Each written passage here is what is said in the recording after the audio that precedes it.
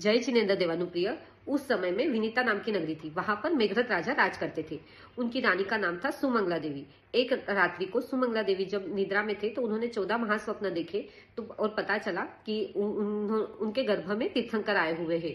9 महीने का जो काल चल रहा था उस समय एक दिन एक राजा के महल में एक प्रश्न आया कि क्या था कि एक सेठ और उसकी 2 पत्नियां यह व्यापार के लिए कहीं गए हुए थे। तो वो जब नदी से ट्रैवल कर रहे थे और पैसे कमा के जब रिटर्न आ रहे थे तब उस सेठ की मृत्यु हो गई।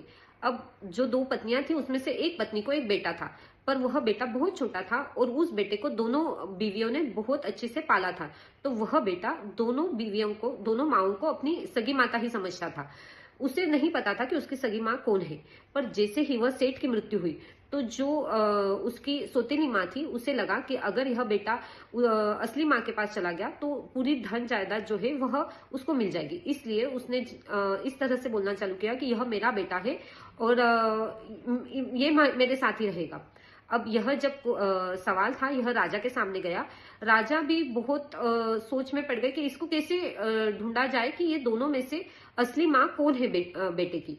आखिर में कुछ सवाल नहीं मिला तो भोजन का जब टाइम हुआ तो राजा ने बोला कि मैं आकर बताता हूँ। जब राजा भोजन के लिए आए तो रानी ने पूछा कि आज भोजन के लिए लेट क्यों हुआ। तब राजा ने बताया कि इस तरह से क्वेश्चन आया हुआ है। तो रानी ने बोला कि देखो यह माओं के बीच में की बात है, एक माँ ही समझ सकती है, तो आप आराम से भोजन करिए और मैं आप इसका सोल्यूशन निकालूंगी। जब रानी महल में आई तो रानी ने दोनों माओं को देखा और वो बेटे को भी देखा। बेटा दोनों माओं के पास अच्छे से जा रहा था, अच्छे से रह रहा था। तो रानी ने बोला कि देखो यह समझना तो बहुत मुश्किल है कि यह किसका बेटा है और कुछ प्रूफ भी नहीं है। तो मेरे जो गर्भ में है वह तीर्थंकर है और जैसे ही वो जन्म लेंगे वह 3 ज्ञान के धनी रहेंगे। तो जब वह बड़े हो जाएंगे तो वह अवधि ज्ञान में से देखकर बता सकते हैं कि इस बेटे की असली माँ कौन है। तो आप तब तक इस बेटे को हमारे पास रहने दीजिए। पर जैसे ही रानी ने यह बात बोली, जो असली माँ थी उसको उसके बेटे से जो विरह था या जुदाई थी वह मंजूर नहीं थी और वह जोर जोर से रोने लगी कि नहीं रानी साहिबा, इस तरह से मत कीजिए, आप मेरे बेटे को मेरे पास ही रहने दीजिए, मैं उससे इतने दिन तक दूर नहीं रह सकती। और रानी ने पहचान लिया कि यही असली माँ है।